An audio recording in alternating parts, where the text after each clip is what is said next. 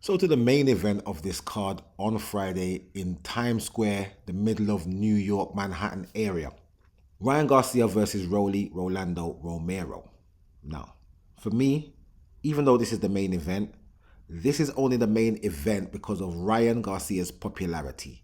The fact that he's been suspended for a year and not stayed out of the limelight, whether it be smashing up hotel rooms, throwing tantrums, going on racist rants against black people, or trying to organize exhibition fights on the other side of the planet, he's made sure that he's kept himself in the limelight. And now that his suspension is over, because that fight happened April 20th last year, we're now May the 1st. So the suspension is officially over and he's going to have his fight on May the 2nd. He's obviously been training. He hasn't gotten fat overnight. He's moved up another weight class because, you know, he missed the weight at super lightweight. So now he's at welterweight, fighting at 147. I'm expecting him to make weight. And Rolly Romero also, this is his first time at 147. Rolly Romero is famous for losing to Tank. That's his only claim to fame. He's had a few fights where he should have lost, but he's got the decision. I don't understand. It's clear that the promotion is behind him, which is PBC.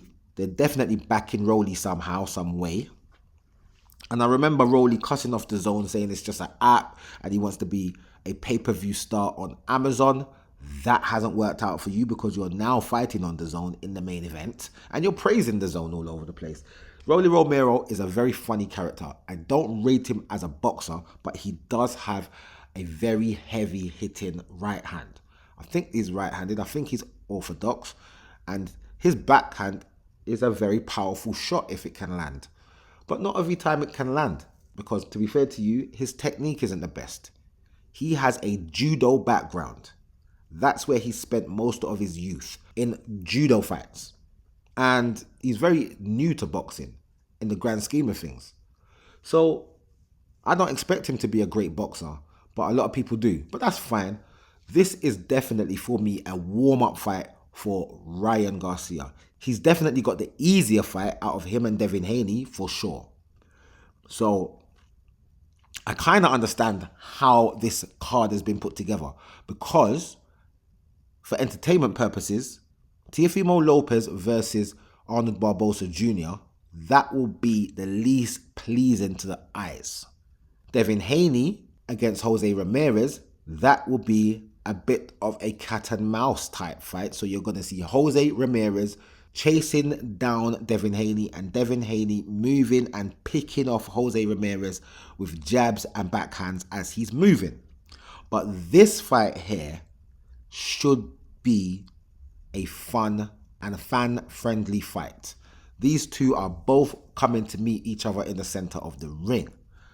Ryan Garcia should show his boxing acumen to be a lot better than Rolly Romero. So this should be separated by talent. Ryan Garcia is far more talented as a boxer than Rolly Romero, but I'm not sure how the power measures up. Ryan Garcia's speed of punch allows him to generate the power that he generates. I just think that Rolly is just heavier set, and that's where he gets his power from. Basically generating it from the feet, through the legs, through the waist, through the hips, up into his punch. But I believe it will take longer for him to generate his power than it does for Ryan Garcia to get his power off. He's just quicker in my opinion. So for me, I believe Ryan Garcia should stop Rolly Romero. But there's no guarantee because I'm not sure if Ryan Garcia is capable of stopping Rolly Romero. Even though I believe Rolly Romero is very limited as a boxer. It's fine. It's all good. What I'm going to do is put it out there on a limb and I'm going to say Ryan Garcia to win by stoppage in the 7th, 8th round. That's my prediction. You're going to wear him down and stop him in the 8th. But don't be surprised if it goes the distance because Ryan has been out of the ring for a year. But Rolly's only been out of the ring for 7 months. So he might just chase the action. Put it on Ryan to the point where he knocks him out. Because as I said, he delivers heavy shots. I just think that Ryan's got better technique, and even though he's been out of the ring for a year, I still believe that he has enough in his locker to stop Rolly Romero. So I'm going to stick with my prediction. 8th round knockout for Ryan Garcia over Rolly Romero. I will see you guys in the next video.